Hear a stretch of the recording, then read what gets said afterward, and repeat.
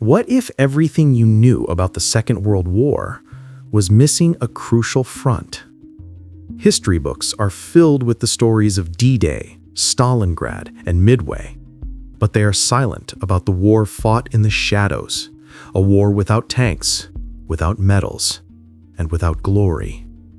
This is the story of a secret army, an army of railway workers who derailed trains with nothing but a wrench and perfect timing, of market women who waged espionage with folk songs, of clerks and farmers who became saboteurs and spies.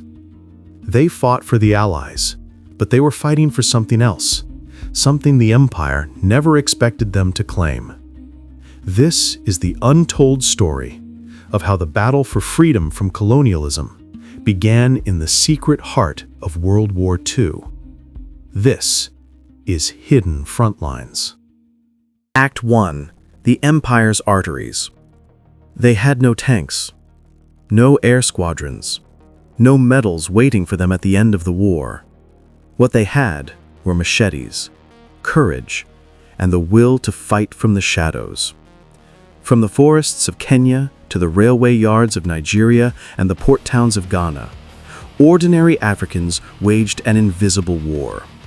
They were farmers turned to saboteurs, clerks turned spies, railwaymen who derailed trains with nothing but a wrench and timing born of desperation.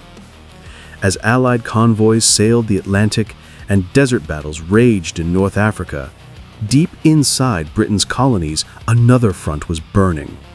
One fought with stolen telegraphs, loosened bolts, and whispered codes written on scraps of newspaper. History called it support work. They called it resistance. They fought for the Allies, yes, but beneath that, they fought for something greater. The right to be heard in a world that never listened. Because you don't need a rifle to change history. Sometimes, all you need is the courage to pull the brake. Pause, allowing the weight of the last line to settle. When war broke out in 1939, the news didn't arrive in Africa by radio for most people. It arrived on a piece of paper, nailed to a tree in the village square by a colonial officer.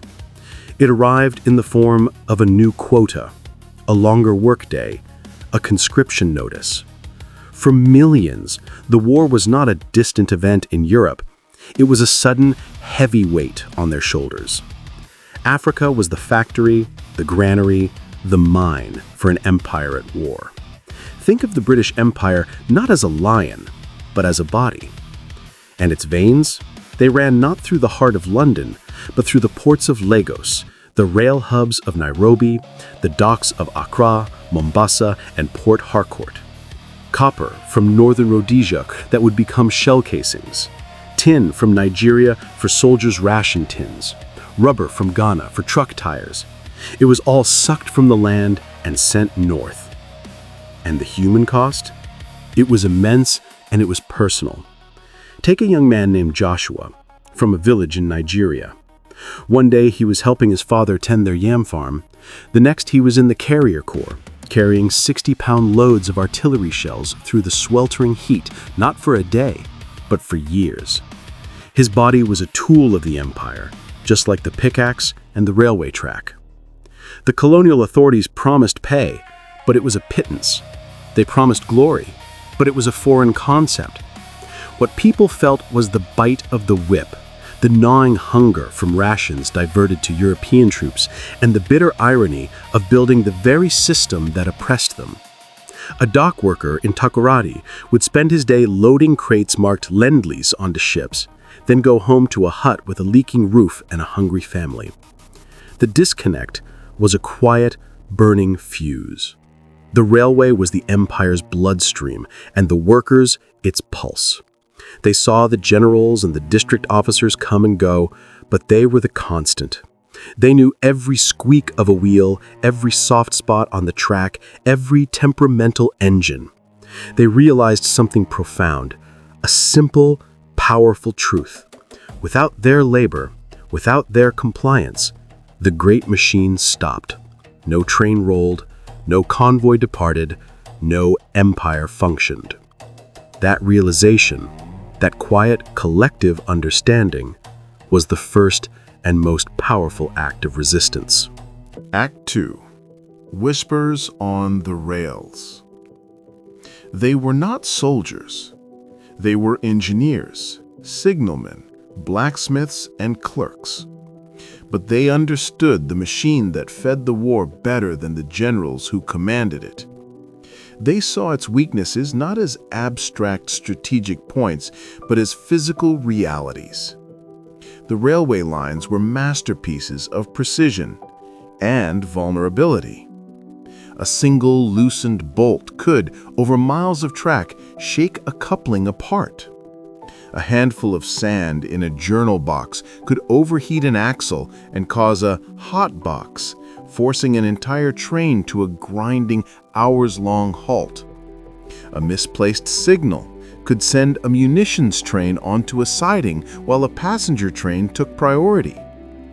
It was a symphony of movement, and they were the conductors who could, with a subtle gesture, introduce a note of chaos. In Kenya's Athi Plains, the mechanics began meeting after dark, not in secret caves, but in the most obvious place, the rail yard itself, beneath the carcass of a freight car that was always waiting for parts. They passed around a single kerosene lamp, its flame casting long shadows on the steel underbelly of the empire. One man would keep watch, not for soldiers, but for the night foreman, a man known for his unpredictable rounds. It was here that a man named Mwangi Wakaranja, a blacksmith with forearms like iron cables, would share his theories. His theories were less about metallurgy and more about creative disassembly. The British taught us to fix their engines, he would later recall, a sly smile in his voice. We became creative students. We learned how to make them rest. It started with plausible deniability. Grease was carefully mixed with fine, abrasive sand. Brakes were accidentally misaligned during routine adjustments, so they would bind and smoke after a few miles. A heavy wrench would slip from a greasy hand and find its way deep into the gears of a turntable. Accidents happen, you know. But soon the sabotage grew systematic, almost artistic. In Nigeria, on the vital Lagos-Kano line, a British engineer named Fitzpatrick was driven to despair by the constant breakdowns. He'd write in his reports about the infernal climate and native incompetence. He never once looked at his most diligent worker, a man named Ibrahim, who could take apart a steam engine blindfolded, and considered that Ibrahim might also be a genius of delay. It was like watching someone slowly, lovingly take apart a watch while it was still ticking. And the British never heard a thing over the noise of their own assumptions.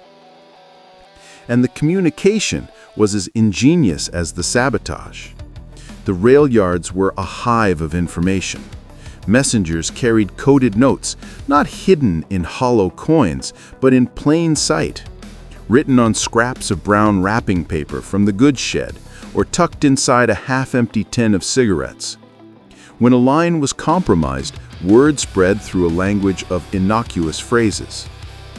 "The engine has lost its whistle," one porter might hum to another while unloading sacks of mail, meaning a train had been successfully delayed. "The mountain sleeps," his companion would reply, wiping sweat from his brow, meaning the plan was complete and the coast was clear. The resistance learned to live between the ticks of the clock, invisible, patient, precise.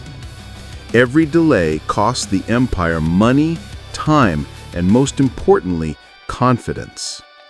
Every malfunction whispered the same unmistakable truth. Africa was no longer silent, and its voice was the sound of grinding metal. Act 3. The Night Messengers. Every resistance has its soldiers, but in Africa, many of them never wore uniforms or held a weapon. They wore the uniforms of daily life, aprons stained with market goods, headscarves bright against the sun, and bare feet dusted with the red soil of their homeland. The war's official lifelines, the telegraph wires, the heavily guarded ports, the armored railroads, were watched by soldiers with sharp eyes and loaded rifles. But the empire's true weakness lay in what it could not see, what it dismissed as backward. The footpaths through the dense bush, the slow-flowing rivers, the bustling, chaotic markets, and the ancient, rhythmic songs. In the Gold Coast, the cocoa markets were not just places of commerce, they were living, breathing switchboards of intelligence. The women traders, sitting behind their baskets of beans, were the operators. They hummed simple melodies as they worked, tunes passed down for generations. But now, one particular rhythm, a syncopated tap-tap-tap on a calabash, meant patrols on the main road. Another, a specific call and response used for haggling, marked the arrival of a new, secret shipment of Allied aircraft parts in Takoradi Harbor. To the untrained eye of a British officer, it was just native noise, a lullaby of commerce. To the resistance, it was a crystal-clear alarm. In Kenya, the vast open landscapes of the Rift Valley became a porous, unstoppable postal service. Farmers, the original masters of logistics, wrapped messages in waterproof banana leaves. These were not handed off in back alleys, but tied under the oxen yokes of a plowman heading to town, or tucked inside a basket of maize being taken to the weekly market in Nakuru. Each note carried codes written not in numbers but in the poetry of Swahili proverbs, understood by all but the outsiders. The lion drinks early, meaning soldiers are moving and you should take cover. The river bends twice, a signal that a delay operation had been successful. And in Nigeria's intricate network of riverine villages, the fishermen, who knew the creeks and mangroves like the lines on their own hands, were recruited. They became the ones who paddled between shadows. Small, waterproof bamboo tubes, sealed with wax, were secured beneath their canoes. Inside were intelligence reports, hand-drawn maps of British depot layouts, and sometimes even developed photographs smuggled out by cleaners working inside headquarters. Many of the most effective messengers were women, like Ama Tete, the Ghanaian trader. She smuggled messages between Accra and Takoradi not by hiding in secret compartments, but by walking straight through checkpoints. She sewed thin, tightly rolled scrolls of paper into the thick, layered hem of her traditional dress.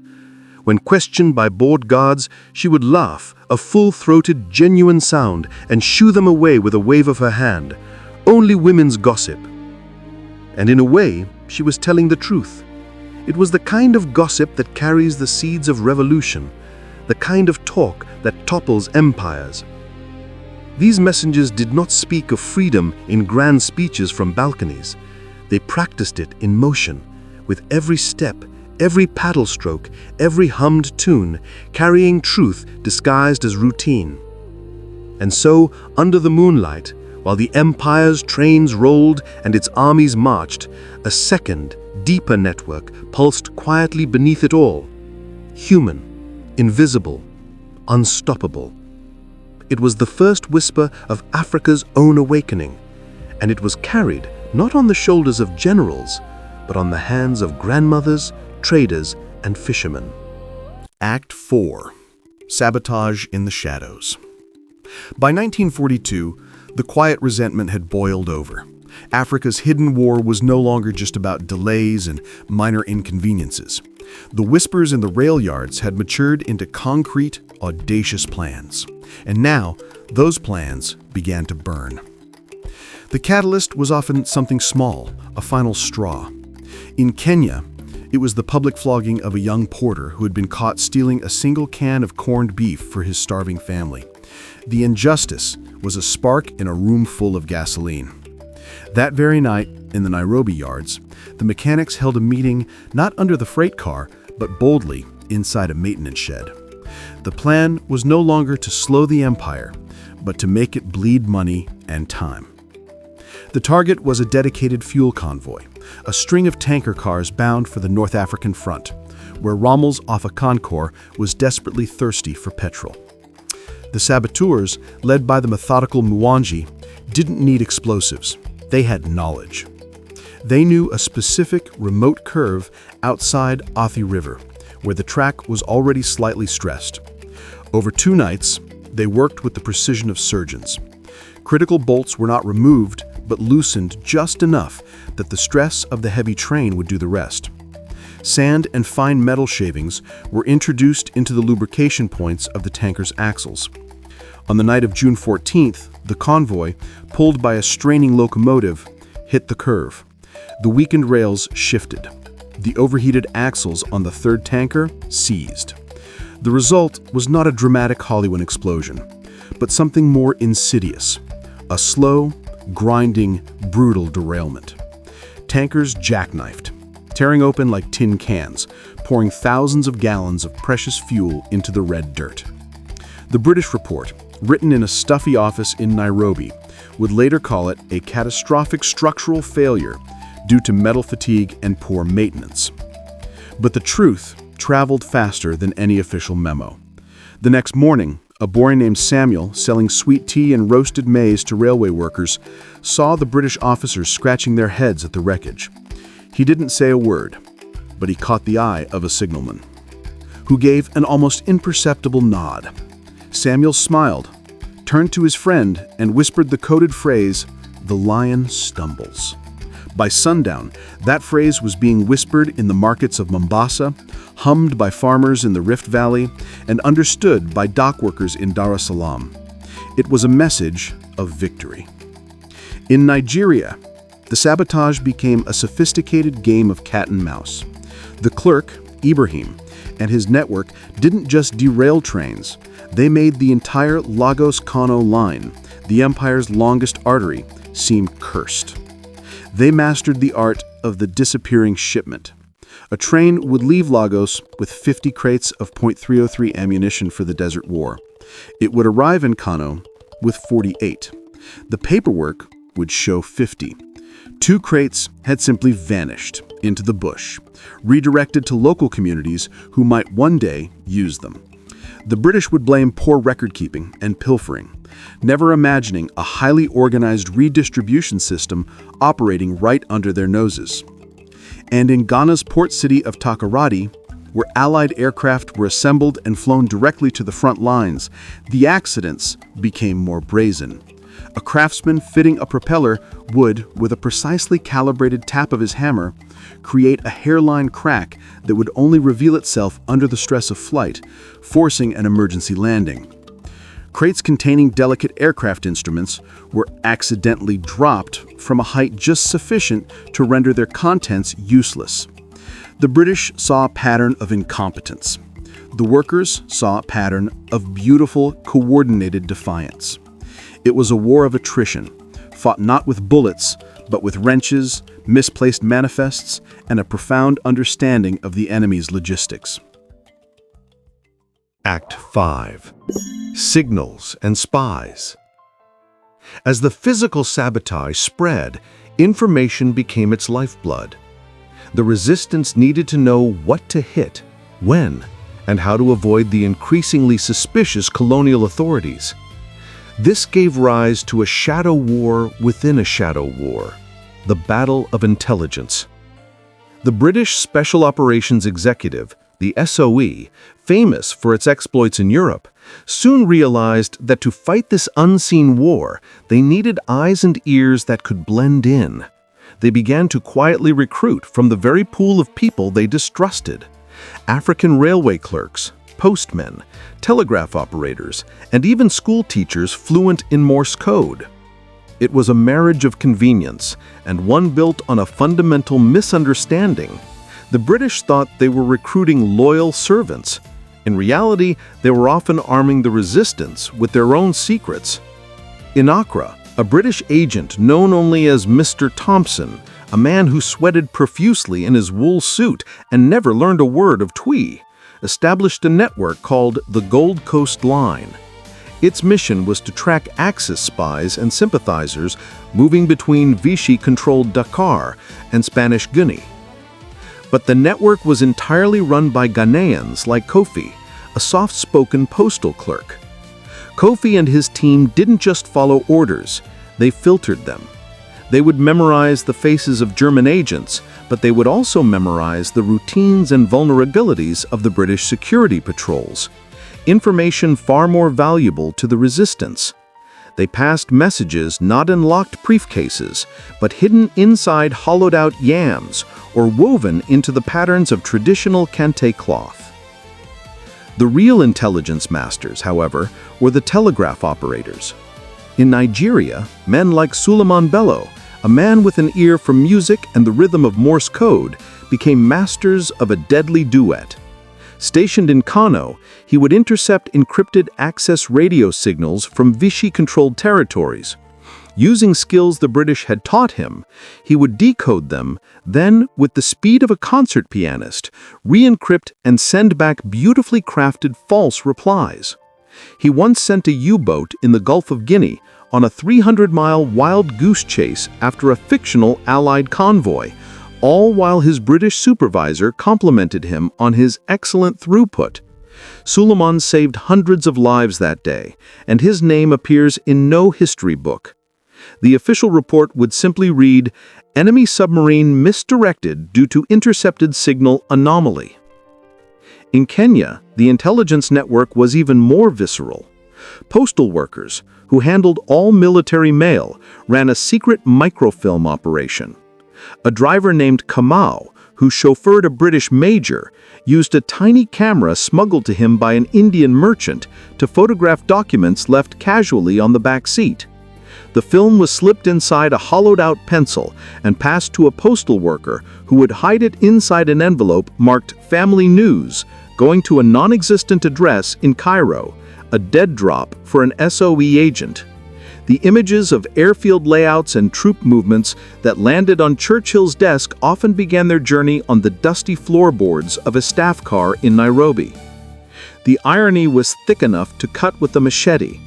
The British were utterly dependent on the very people they were systematically oppressing to win their intelligence war. A Ghanaian interpreter, who spent his days listening to the British mock African simplicity, later reflected with cold fury, "We gave them the words to win their war, praying they would one day hear the words for ours." Act 6. The Price of Defiance. Empires, when challenged, do not respond with reason. They respond with force. By 1943, the colonial authorities could no longer ignore the pattern. The accidents were too frequent, the intelligence leaks too damaging. The empire's own foundation was shaking, and it decided to use a sledgehammer to stop it. The crackdown was swift, brutal, and designed to terrorize. The British renamed the problem, calling it industrial unrest to downplay its political nature, but their actions were those of a regime facing an insurgency. Suspected workers were dragged from their homes in the middle of the night. Union leaders vanished into remote prison camps. The women, who had been the backbone of the communication network, were now particularly targeted. Amatete, the market trader, was finally caught. A new sharp-eared British sergeant, who had spent time in the Gold Coast before the war, recognized the subtle cadence of her gossip song as a warning signal. She was arrested, imprisoned, and publicly flogged. But they couldn't break her. When pressured to give up the names of her comrades, she refused. Her final words, as recorded by a horrified missionary who witnessed her punishment, were not of plea or defiance, but of profound dignity. "I only sing for those who listen." The executions were meant to be a final, terrifying lesson. In Mombasa, 15 mechanics from the rail yard were rounded up after a particularly damaging fire in a goods shed. There was no trial, no evidence, just a drumhead court-martial and a proclamation of guilt. When the British officer asked if the men had any last words, one of the eldest, a man named Jomo who had fixed engines for 30 years, stepped forward. He looked the officer directly in the eye and said, with the calm certainty of a craftsman, "We built your rails. We can break them." He was executed at dawn, a message to all who watched. But the Empire miscalculated. It thought it was sowing fear, but it was sowing martyrs. Each death was not an end, but a beginning. The story of Jomo's defiance was told and retold by lantern light, his words becoming a rallying cry. The story of Amatete's song became a legend, inspiring new, more complex codes. In Nigeria, railwaymen began a silent, powerful ritual. They would carve small, rough wooden crosses on their toolboxes, which they then painted red using stolen engine grease. It was not a Christian symbol, but a marker of remembrance, a promise that the fallen would not be forgotten. And in Kenya, a powerful rumor began to circulate, born in the rich oral tradition of the people. It was said that the spirits of those executed for sabotage would return, not as ghosts to be feared, but as guardians. They would ride the trains they once derailed, their spectral hands ensuring that the Empire's machinery would never know peace. The story spread so effectively that superstitious British guards, many of them from rural backgrounds themselves, became reluctant to patrol the rail yards alone at night, hearing whispers in the wind and seeing shadows in the steam. By the end of 1943, the Empire had restored a surface-level calm through sheer terror. But it was a fragile peace, a lid clamped down on a boiling pot. The cost of this temporary order was the last vestiges of loyalty. Fear had replaced cooperation.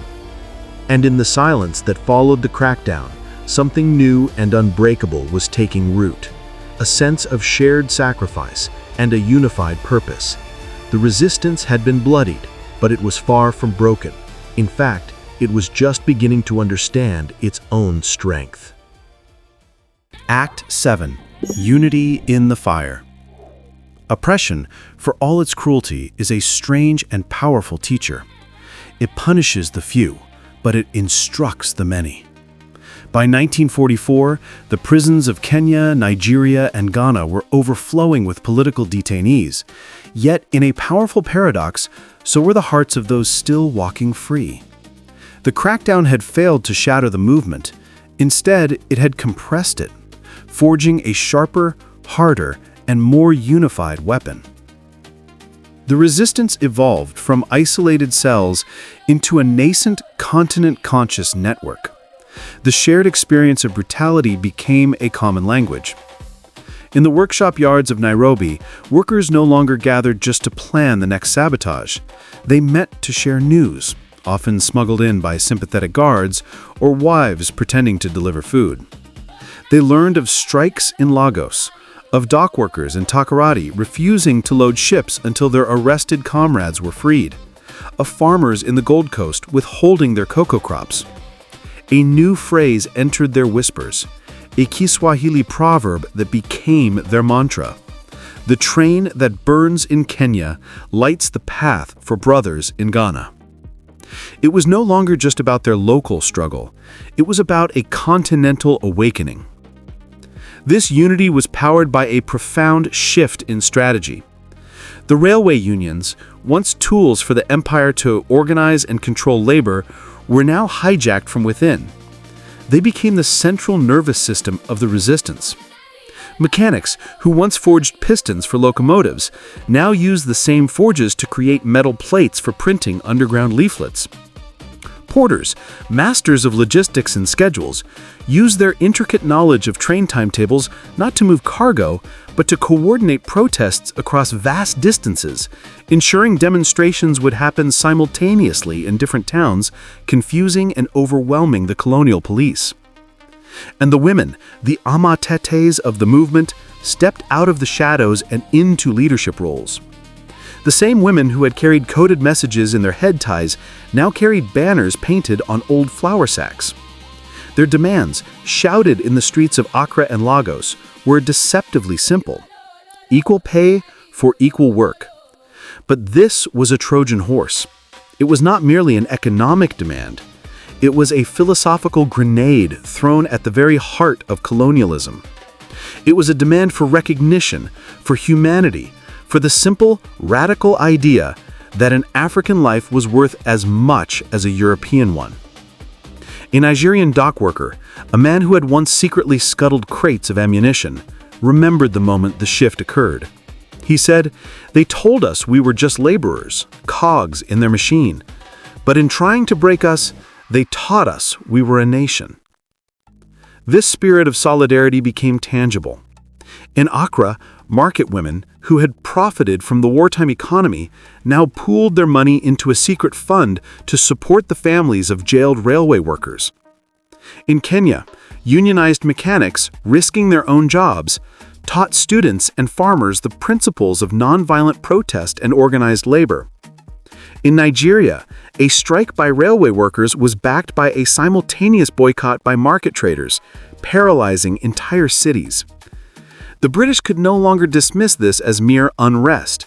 This was a coordinated political beast they had never seen before. Their empire was learning to breathe on its own, and every breath was a word the colonizers feared. Uhuru, freedom. The same fires that once melted steel in the imperial forges were now melting the fear that had held an entire continent in chains. Act 8. Echoes of Empire. 1945. The war in Europe was over. In London, there was euphoria. Fireworks lit up the sky over the Thames, and crowds cheered themselves hoarse.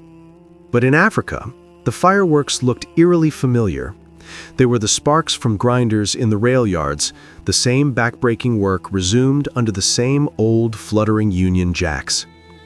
The empire congratulated itself on victory and distributed its medals.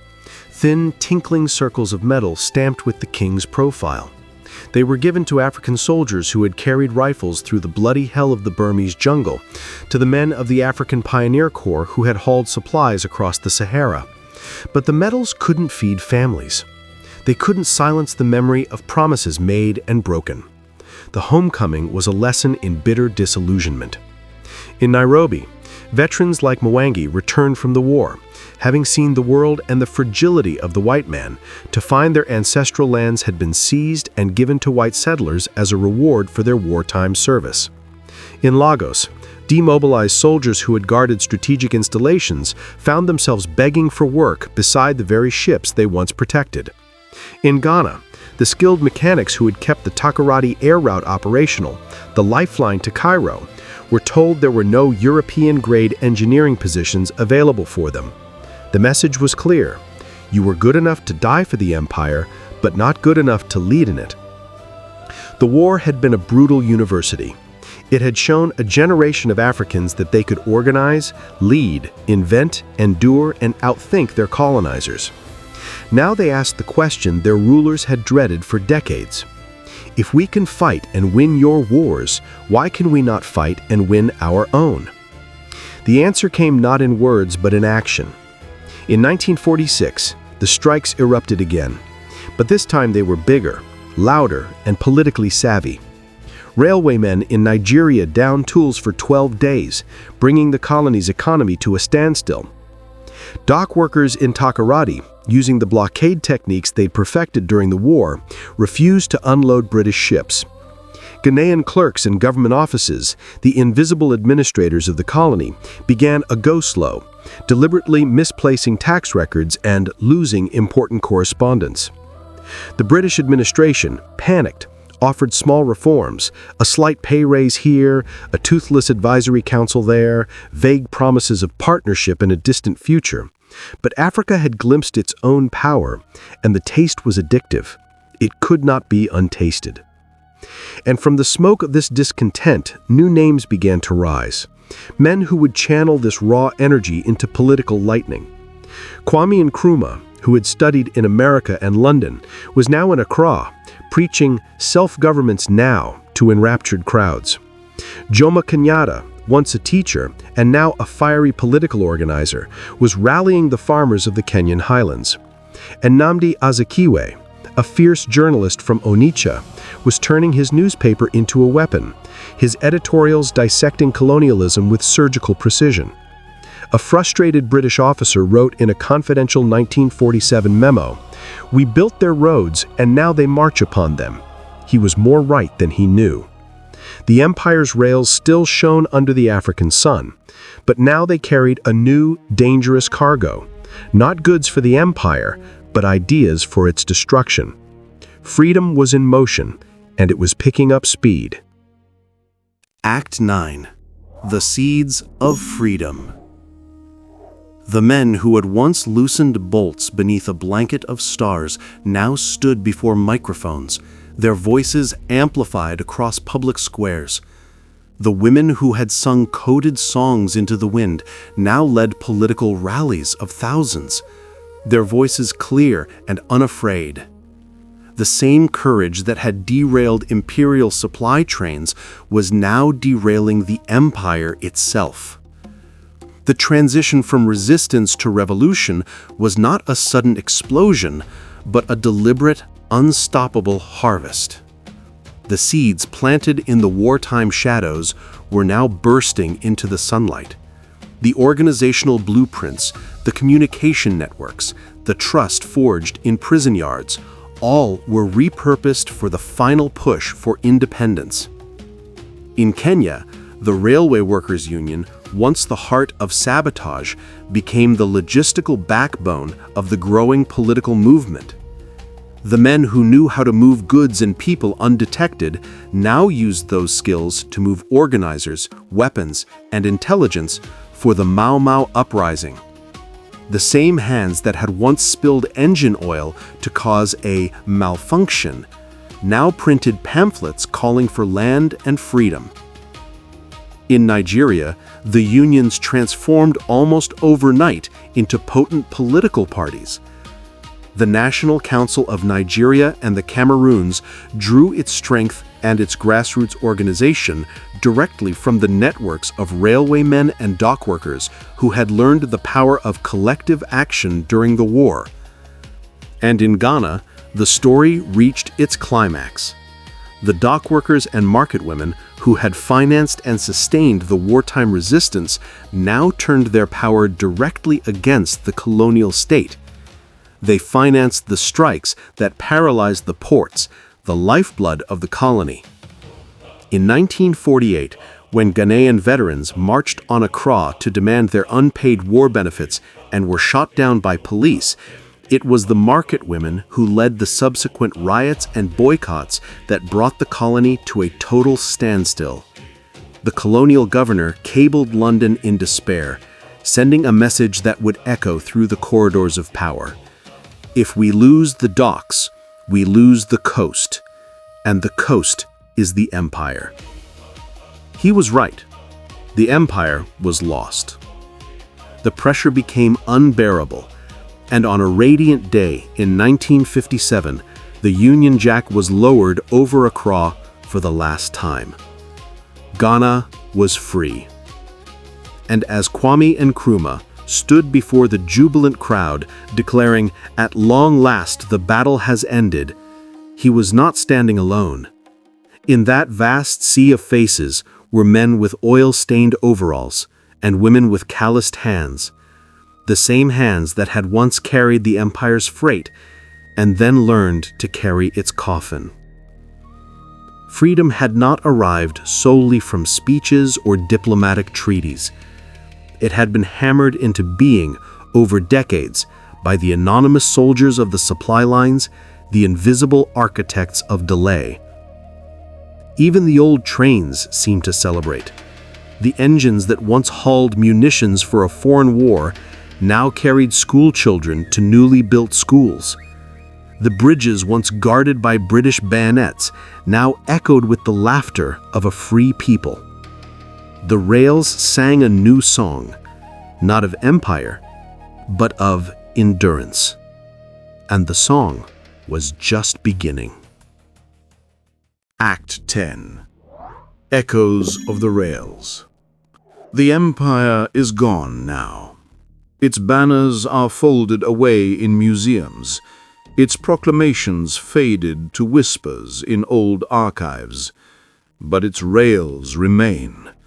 Lines of steel threading through red earth and lush green, carrying stories that no textbook could ever contain. Sometimes, at dusk, an old engineer on the Nairobi-Mombasa line will swear he hears footsteps pacing the roof of his train, a swift, ghostly rhythm just above his cabin. His smile to himself. He knows it's not a ghost of fear, but a spirit of vigilance. The echoes of those who once rode the night to loosen bolts for freedom. Sometimes, in a market in Accra, an old woman will hum a lullaby to her grandchild, a melody her own grandmother once used to warn of approaching soldiers. The child will ask, "Grandmother, why does that song sound so sad and so strong at the same time?" And she will simply smile, her eyes holding a century of memory, and say, "Because it carries old, important truths."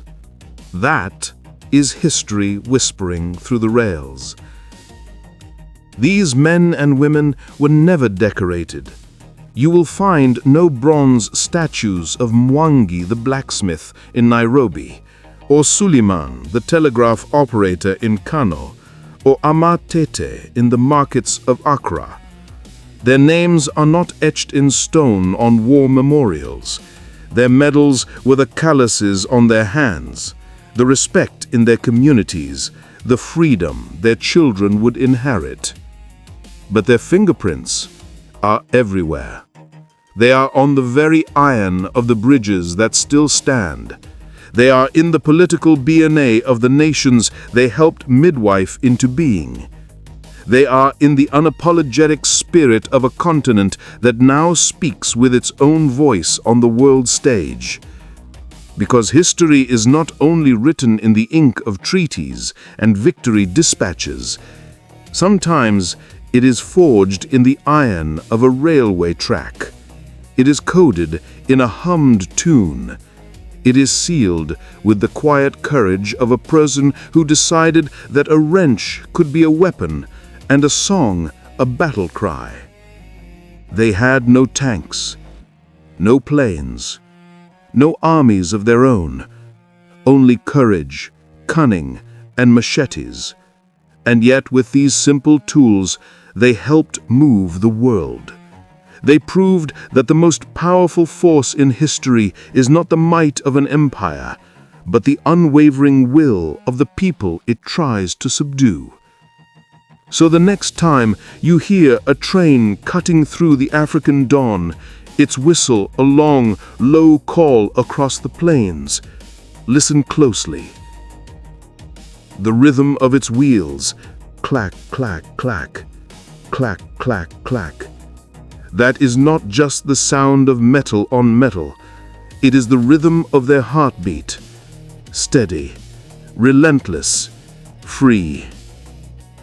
This has been Hidden Frontlines, where the echoes of an unseen war still speak and the timeless lessons of courage still guide us forward. Subscribe, remember, and never ever forget the hands that built the roads to freedom.